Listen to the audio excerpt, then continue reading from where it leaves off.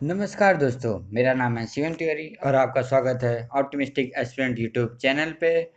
आज हम डिस्कस करेंगे 13 जुलाई 2021 के डेली करंट अफेयर, जो आपके हर एग्जाम में UPSC, PSC, SSC, banking, railway, SI, one day exam, कोई भी एग्जाम हो, सब में मदद करेगा। चलिए शुरू करते हैं। हमारा पहला है बुक्सावा फॉरेस्ट, जो रिसेंटली न्यूज़ में था। वो कहाँ पे लोकेट है? तो इसका आंसर है डी ऑप्शन, मध्य प्रदेश। इसका एक्सप्लेनेशन है the proposed diamond mine in the Baksava protected forest region in Chhattarpur district of Madhya Pradesh may have greater ecological impact on the region that projected so far। एक diamond mine project propose किया गया है Buxwaha protected forest में, जो Chhatarpur district है मध्य प्रदेश में। Second है, consider the following statement. The right to freedom of expression is recognized as human right under Universal Declaration of Human Rights। Second statement है, the Constitution of India imposes reasonable restrictions upon the freedom of speech and expression in the interest of sovereignty and integrity of India। हमें इसमें बताना है कि कौन सा statement correct है। तो इसका करेक्ट आंसर है बोथ 1 और 2 सी, क्योंकि the right to freedom of expression ये रिकॉग्नाइज किया गया है human right under article 19 of universal declaration of human rights and recognized in international human rights law in the international covenant on civil and political rights. और हमारा constitution impose भी करता है reasonable restrictions हमारे freedom of speech and expression पे, जो India की sovereignty और इंटीग्रिटी के इंटरेस्ट में है। थर्ड क्वेश्चन है, consider the following statement regarding Stockholm convention. Stockholm convention के रिगार्डिंग हमें स्टेटमेंट दी गई है। तो पहला स्टेटमेंट है, the Stockholm convention is a global treaty to protect human health and environment from persistent organic pollutants. Second है, the Stockholm convention seeks the elimination of production and use of intentionally produced POPs. And third है, under the convention India has completely ban the use of DDT. तो हमें इसमें से बताना है कि कौन सा स्टेटमेंट करेक्ट है। तो इसमें करेक्ट आंसर है ऑप्शन ए, सिर्फ 1 और 2, क्योंकि स्टॉकहोम कन्वेंशन रेटिफाई किया गया था इंडिया के द्वारा 13/1/2006 को, जो ग्लोबल ट्रीटी है जो प्रोटेक्ट करती है ह्यूमन हेल्थ को और इन्वायरमेंट को from persistent organic pollutants POPs. और द स्टॉकहोम कन्वेंशन सीक करता है एलिमिनेशन और restriction of production and use of all intentionally produce POPs, जो इंडस्ट्रियल और केमिकल और पेस्टिसाइड्स के लिए यूज होता है। लेकिन इंडिया ने इसको कंप्लीटली बैन नहीं किया है, उसको रिस्ट्रिक्टेड किया है इंडिया में, क्योंकि इंडिया ऑब्टेन एक्सेम्पशन पा गया है डीडीटी यूज के लिए फॉर वेक्टर कंट्रोलर के लिए, और बैन है एग्रीकल्चर पर्पज के लिए। नेक्स्ट है, consider the following statement regarding sovereign gold bond. Sovereign gold bond के रिगार्डिंग स्टेटमेंट है। पहला, SGBs are government securities denominated in grams of gold. ठीक है। Second, bonds are issued by non-banking financial institution and private banks in India। Third है, eligible investor include individuals, trust, universities and charitable institutions। तो इसका correct answer है सी, 1 और 3, क्योंकि जो non banking financial institution और प्राइवेट बैंक ऑफ इंडिया है, ये बॉन्ड्स नहीं इशू करते, बल्कि आरबीआई इशू करता है। ठीक है। और जो SGB हैं, ये government security denominated in grams of gold, gold की ग्राम्स में ही डिनोमिनेट किया जाता है, और ये सब्स्टिट्यूट हैं फिजिकल गोल्ड के। इन्वेस्टर्स जो भी इन्वेस्ट करता है उनको इशू प्राइस करना होता है इन कैश में, और bond will be redeemed in cash, और वो बॉन्ड भी कैश में ही रिडीम हो जाता है मैच्योर होने पे। जबकि ये बॉन्ड इशू किया जाता है आरबीआई के द्वारा गवर्नमेंट ऑफ इंडिया के बिहाफ पे।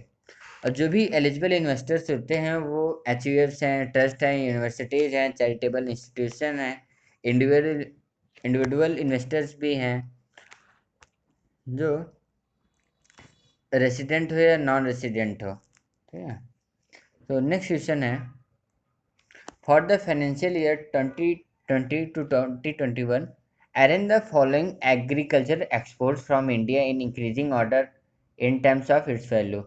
हमें इन एग्रीकल्चर एक्सपोर्ट्स को इंक्रीजिंग ऑर्डर में लगाना है, तो इसका करेक्ट आंसर है सी 4, 3, 2, 1। सबसे कम हम वेजिटेबल ऑयल करते हैं, फिर रॉ कॉटन करते हैं, फिर स्पाइसेस करते हैं और फिर राइस करते हैं। चलिए देख लेते हैं ग्राफ में भी।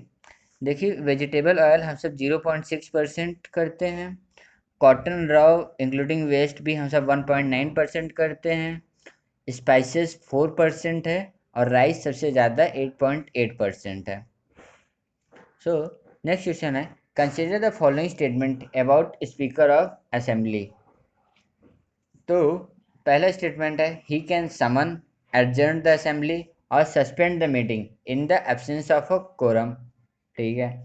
सेकेंड है, he decides whether bill is a money bill और not and his decision on this question is final. जो भी होगा वो मनी बिल है कि नहीं है, वो जो बोल देगा वही डिसीजन फाइनल होगा। थर्ड है, he decide on the question of disqualification of members of the state legislature in consultation with the election commission। so इसका करेक्ट आंसर है बी 2 ओनली, क्योंकि वह एडजर्न कर सकता है, सस्पेंड भी कर सकता है मीटिंग, लेकिन वो समन नहीं कर सकता क्योंकि समन गवर्नर के द्वारा किया जाता है। ठीक है।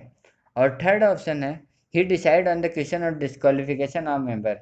ये गलत है क्योंकि वह सिर्फ गवर्नर ही डिसाइड कर सकता है कि उसके question of disqualification of member से।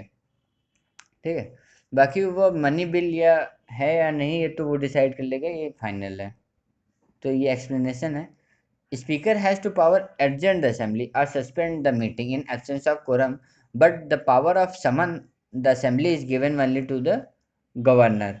और speaker decides whether bill is money bill और नॉट, ये फाइनल है। और गवर्नर ही डिसाइड करता है उसके question of disqualification of members of the state legislature in consultation with the election commission. तो नेक्स्ट क्वेश्चन है, with reference to lymphatic filariasis which of the following statement is are correct. सो पहला statement है, it is neglected tropical disease. Second है, it is spread from person to person by mosquitoes. और global programme to eliminate lymphatic filariasis was established by the WHO। So इसका correct answer है D, all of this 1, 2 and 3। आइए इसका explanation देख लेते हैं। Explanation है, lymphatic filariasis is neglected tropical disease. हाँ, lymphatic filariasis also called elephantiasis is a vector borne disease जो स्प्रेड होता है मॉस्किटो के काटने से और ब्लैक फ्लाइज। ठीक है। Global programme to eliminate lymphatic filariasis was established by the WHO, world health organisation.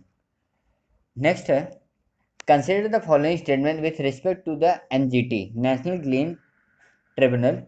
पहला स्टेटमेंट है, it has its presence in 4 zones only.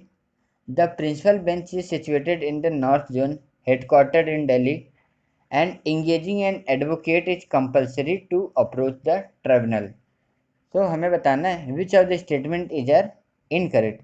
हमें इनकरेक्ट ऑप्शन बताना है, तो इसका करेक्ट आंसर है option number C 1 and 3 only. इसमें पहला ऑप्शन और तीसरा ऑप्शन गलत है, इनकरेक्ट है, इसलिए ये हमारा ऑप्शन सी सही होगा। हमें इनकरेक्ट पूछा गया था। उसका प्रिंसिपल बेंच सिचुएटेड है नॉर्थ जोन में ही, जो इसका हेडक्वार्टर है दिल्ली में ही NGT का, बट उसका प्रेजेंस 4 जोन्स में नहीं 5 जोन्स में है, जो north, south, east, west and central zones में डिवाइडेड है। और जो भी प्रिंसिपल बेंच है सिचुएटेड है नॉर्थ जोन में, हेडक्वार्टर और दिल्ली में, ये करेक्ट है। और engaging an advocate is not compulsory to approach the tribunal. A party can fight his or own case without an advocate in the NGT। Next question है, which of the following statement about Chandrashekhar Azad is are correct. पहला statement है he was involved in the Kakori conspiracy, और Hindustan republican association was found by Ram Prasad Bismil, जोगेश Chandra Chatterjee, Sachindranath Sanyal and Chandrashekhar Azad. So इसका correct answer है answer A, option 1 only. वह Kakori conspiracy में involve थे, ये सच है, लेकिन जो हिंदुस्तान रिपब्लिकन एसोसिएशन है उसको चंद्रशेखर आज़ाद के द्वारा नहीं बल्कि राम प्रसाद बिस्मिल, जोगेश चंद्र चटर्जी और सचिन नाथ सन्याल के द्वारा किया गया था। सो ये देखिए, राम प्रसाद बिस्मिल, जोगेश चंद्र चटर्जी और सचिन नाथ सन्याल और सचिन नाथ बख्शी के द्वारा 1923 में किया गया था, और 1928 में यह रिस्ट्रक्चर किया गया था हिंदुस्तान सोशलिस्ट रिपब्लिकन एसोसिएशन में, जो भगत सिंह और चंद्रशेखर आज़ाद के द्वारा रिस्ट्रक्चर किया गया था। जो चंद्रशेखर आज़ाद इन्वॉल्व थे काकोरी कॉन्स्पिरेसी में लखनऊ के पास। सो नेक्स्ट क्वेश्चन है, in the context of global oil prices Brent crude oil is frequently referred to in the news. What does this term imply? 2011 का क्वेश्चन है। It is a major classification of crude oil. It is a source from North Sea. It does not contain sulfur. So इसमें से हमें बताना है कौन सा statement correct है। सो इसका करेक्ट आंसर है 1 and 2 ओनली, बी ऑप्शन, क्योंकि brent crude oil major classification है क्रूड ऑयल का, ये भी ठीक है। It is sourced from the north sea में भी, ये भी ठीक है, लेकिन brent crude oil also contain sulphur, but statement में दिया गया है डज नॉट कॉन्टेन सल्फर, इसलिए ये ऑप्शन गलत है और 1 and 2 ही करेक्ट है। सो हमारे 10 क्वेश्चंस यहाँ पे कंप्लीट होते हैं करंट अफेयर्स के, जो बहुत ही इम्पोर्टेंट थे। अब आपको ये वीडियो लाइक करिए, शेयर करिए और अपने दोस्तों से सब्सक्राइब भी करवाइए ऑप्टिमिस्टिक एस्पिरेंट यूट्यूब चैनल को, और PDF पाने के लिए हमारे टेलीग्राम चैनल को भी ज्वाइन करिए। आपका बहुत बहुत धन्यवाद।